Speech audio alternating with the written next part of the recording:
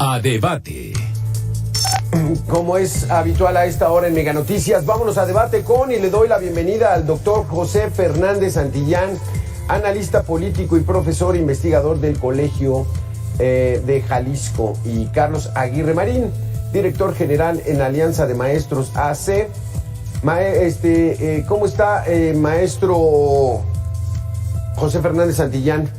En un tema... Muy bien, muchas gracias. En un tema en el que, pues, sí involucra a todos los mexicanos, involucra el futuro de nuestro país. Nuestros estudiantes van a ser los encargados de tomar las decisiones en unos años adelante. ¿Cómo nos encontramos? ¿Cuál es el primer balance después de 5 años? ¿Cómo estamos en educación? Mal, y yo diría incluso muy mal. Según la prueba PISA, México ocupa el lugar número 102 en 137 países, por una parte. Y ya no se diga en la OCDE, en la OCDE. Hemos ocupado tradicionalmente el último lugar en cuanto a nivel educativo de esos países, pero además las cosas pintan mal para el futuro, porque si tomamos en cuenta y comparamos a México con los países que tienen una mejor educación, que son China, Singapur, Estonia, Finlandia y Japón, esos países están centrando su educación, y por eso están a ese nivel en las matemáticas, en la ciencia y en el inglés. Mientras que en México, con el nuevo plan de estudio que acaba de implementar la Secretaría de Educación Pública, lo que ahí se dice textualmente es que la educación que ahora en adelante se impondrá no estará orientada al mercado laboral, nada más. Eso es gravísimo, y eso ya lo dijo el Instituto Mexicano para la Competitividad. Eso es exactamente como lo dijiste, Alberto, coartar, cegar, destruir el futuro de nuestros niños y de nuestros jóvenes. Entonces, estamos en una situación ya de por sí mala, y que pinta para el futuro mucho peor. Y es que, doctor Fernández, o sea, en la prueba PISA estamos muy rezagados en comprensión de lectura y matemáticas. ¿Qué representa esto? El pensamiento lógico de nuestros estudiantes. No tienen la capacidad para analizar un texto y encontrar cuáles son los mensajes principales de esta información. Y en matemáticas, pues las matemáticas no es de que vayan a ser todos físicos o vayan a ser expertos matemáticos, no, es un pensamiento lógico, que esas dos materias pues les va a permitir desarrollar un criterio, su propia inteligencia para resolver las situaciones a las que se vayan a enfrentar, y estamos rezagados en eso.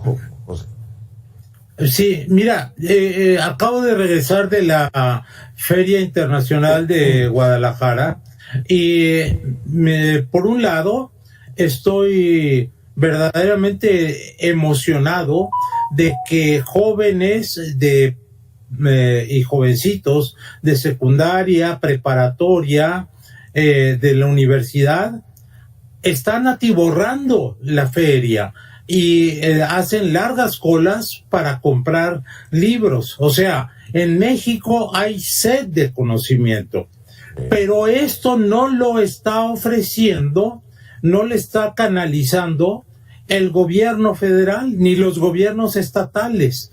Entonces hay una diferencia entre lo que es el potencial de nuestra gente, de nuestros jóvenes, y la actitud del gobierno, que, como decía bien Gilberto Guevara Niebla, está el presidente de la República orientando la educación no para la formación científica, tecnológica, humanística, sino para sus intereses políticos. Y además, dentro de la propia Secretaría de Educación, tienes a 2 funcionarios de formación y de creencia marxista, que para ellos lo importante, y así lo dice el texto de presentación del nuevo plan de estudios, es que los individuos se den cuenta de quiénes son y de su entorno social. O sea, casi te dicen de que están inmersos en la lucha de clases. Están metiendo el marxismo como doctrina de Estado, al igual que lo están haciendo en Cuba y en Venezuela y en Nicaragua. Entonces, no vamos por el camino correcto, ¿no? Sí, no vamos por el camino correcto. Doctor José Fernández Santillán, vamos a hacer una pequeña pausa de 2 minutos, regresamos. Ya está con nosotros Carlos Aguirre Marín, director general en Alianza de Maestros AC. Volvemos en 2 minutos.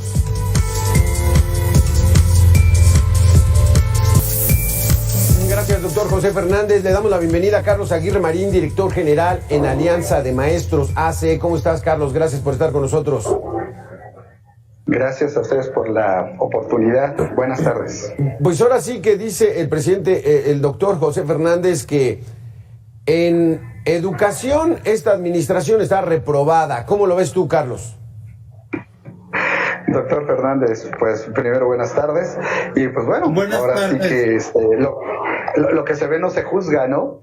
Creo que además ha sido un sexenio, ya casi está entrando en los albores del final este sexenio. Yo creo que queda mucho a deber en el tema educativo. Sí.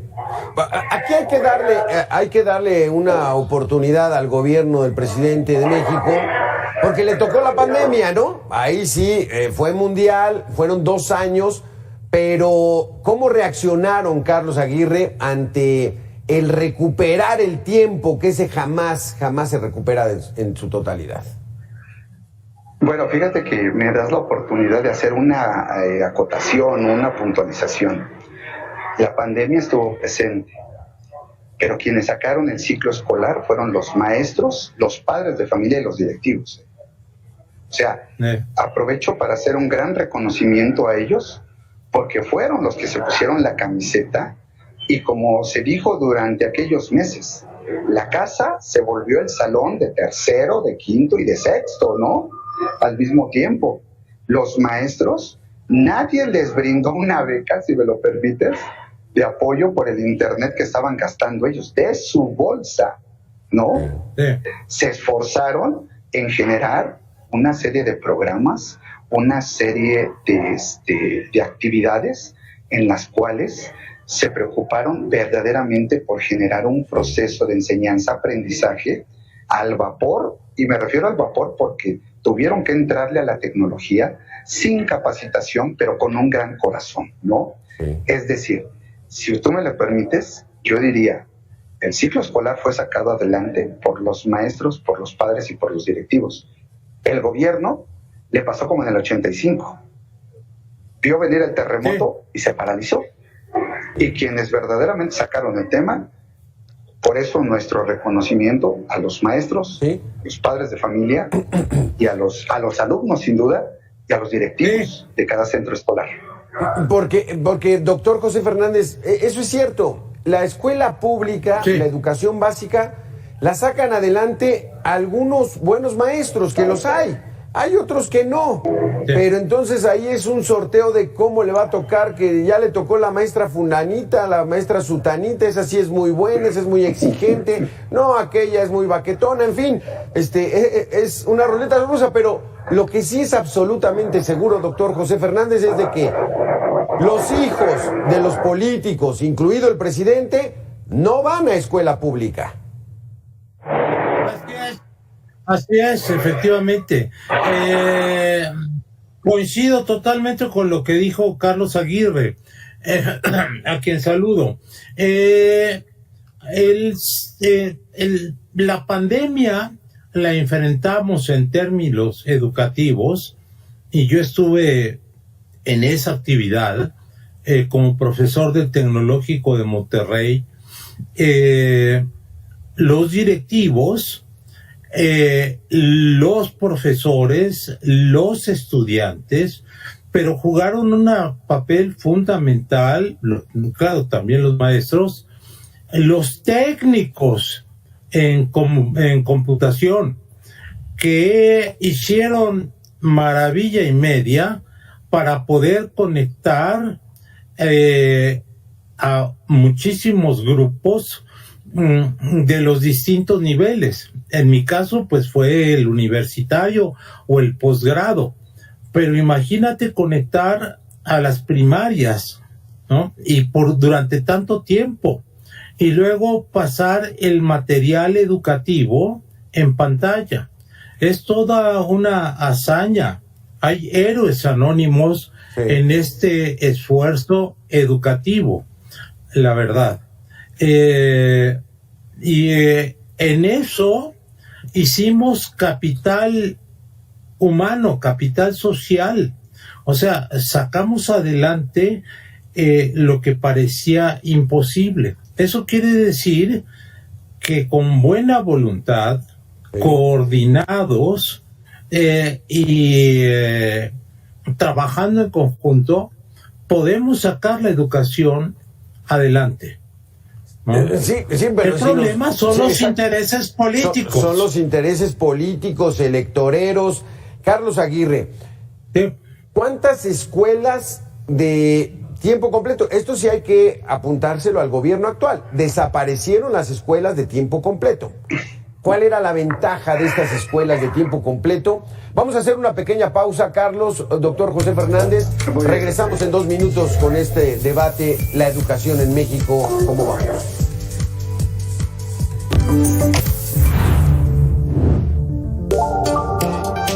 El rezago en la infraestructura escolar es actualmente uno de los principales problemas que enfrenta el sistema educativo en Sinaloa. El evidente abandono de los planteles alcanza niveles preocupantes, ya que impacta directamente en el aprendizaje de los estudiantes. Un claro ejemplo en Los Mochis es el preescolar Enrique Repsamen, ubicado en la colonia Abachomo, el cual inició el ciclo escolar a distancia por daños en el sistema eléctrico y pésimas condiciones en el interior de las aulas. Fue después de años de lucha, manifestaciones de padres de familia y la gestión de los directivos que finalmente se logró iniciar con los trabajos de rehabilitación. Sin embargo, aún falta mucho por hacer.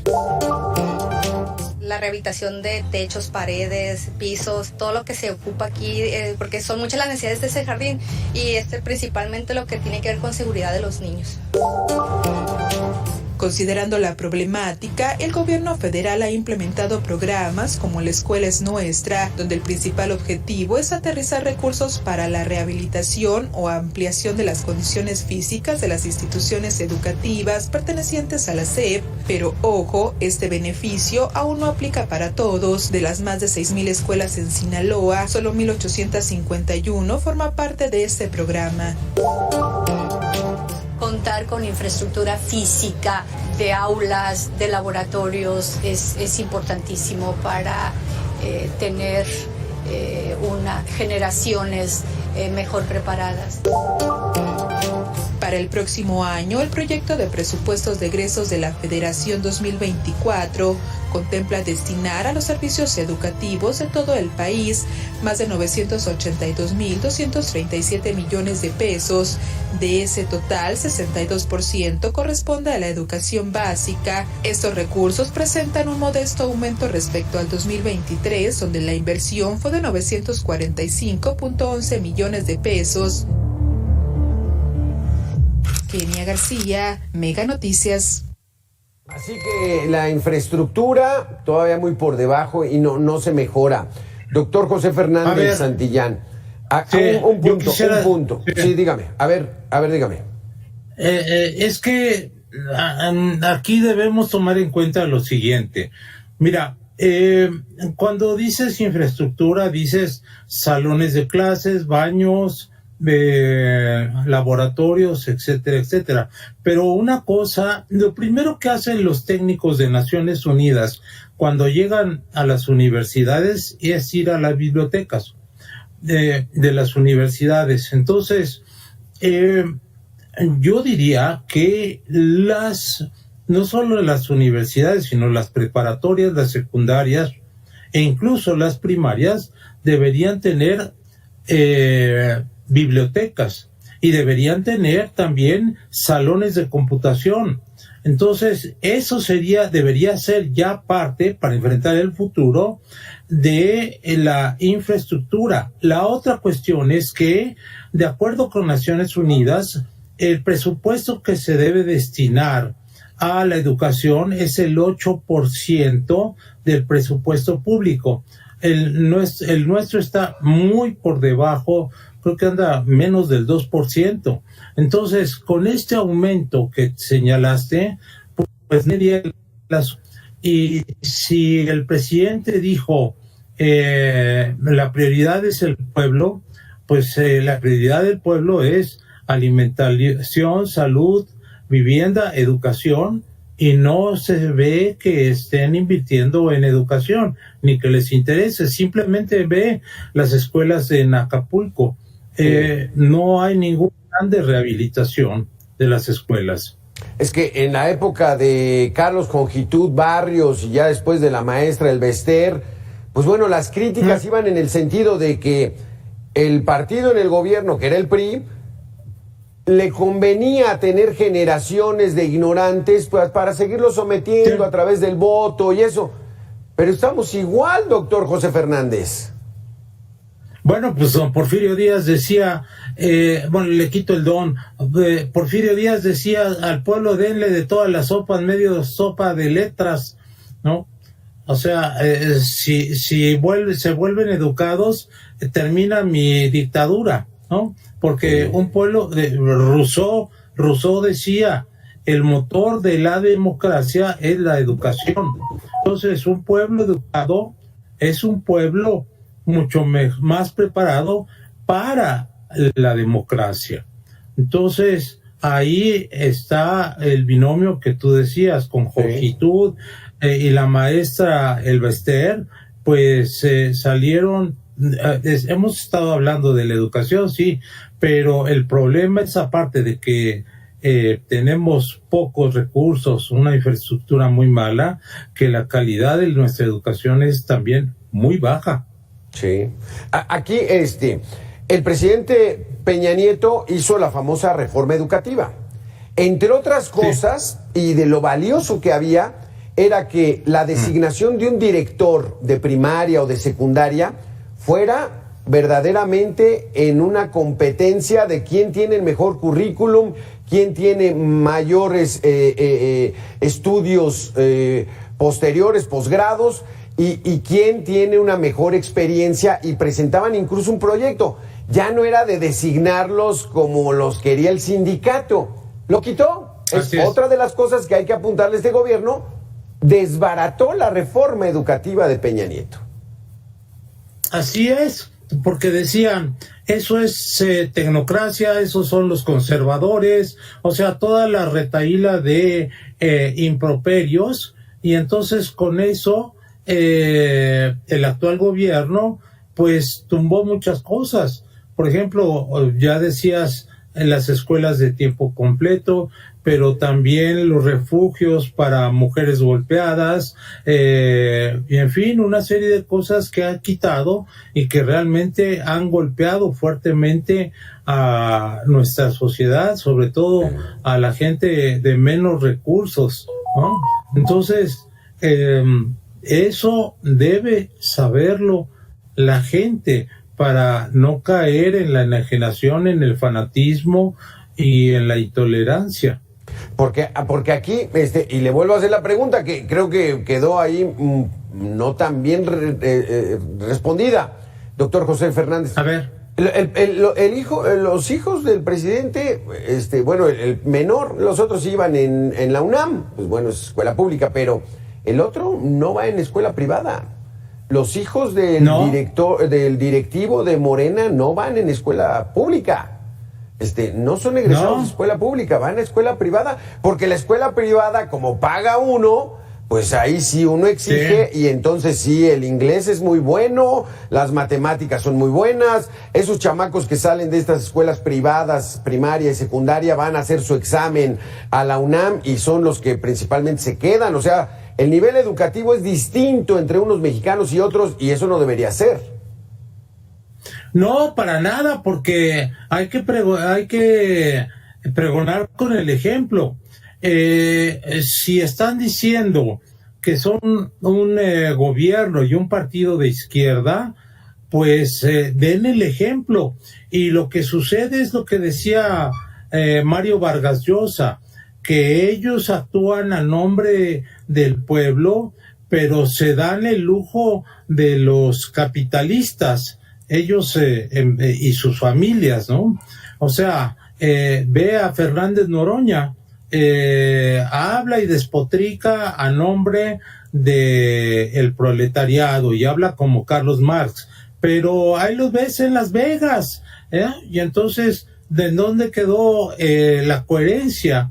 Y así muchos de los funcionarios de la 4T, pues para nadie es un secreto que hay corrupción y que esta 4T ha generado una nueva camada de nuevos ricos, y claro, pues han hecho sus grandes casas, mandan a sus hijos a escuelas caras, incluso al extranjero, y se dan la gran vida, ¿no? Se compran coches nuevos, ropas de marca, y usan, y esto es muy importante, los recursos públicos como si fueran recursos privados. O sea, este es mi presupuesto, es mi secretaria, yo nombro aquí en estos puestos a mis cuates, aunque sean incapaces, se premia más la lealtad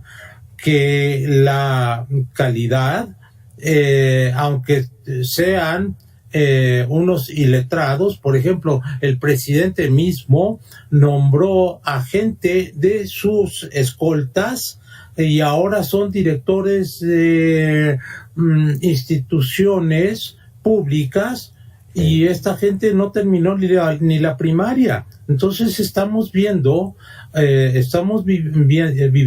en un mundo al revés, ¿no? Sí. Actúan a nombre de los pobres, pero ellos se dan la gran vida, como lo ha señalado. Creo que con esto contesto tu pregunta. Sí, ¿no? exactamente, doctor José Fernández. En la reforma educativa que hizo el presidente Peña Nieto, establecía una educación por competencias. Ahora que ya hay redes sociales y que el acceso a la información es más fácil desde las nuevas tecnologías, que los mismos estudiantes fueran participando, realizaran las exposiciones de las clases, todo eso lo echaron para atrás. El inglés en las escuelas públicas, desde primaria, que es donde más fácil permea un segundo idioma, lo quitaron. Y entonces, pues sí, nos quedan 10 segundos, doctor, adelante. Nada más te doy el ejemplo de Costa Rica. En Costa Rica no hay ejército, y les dije cuál es cómo se defienden nuestros estudiantes, es nuestro ejército, y lo que gastábamos en ejército lo invertimos en educación, y todos ahí estudian y hablan inglés. Costa Rica. Esa es buena anécdota, doctor José Fernández Santillán, analista político, profesor, investigador del Colegio de Jalisco.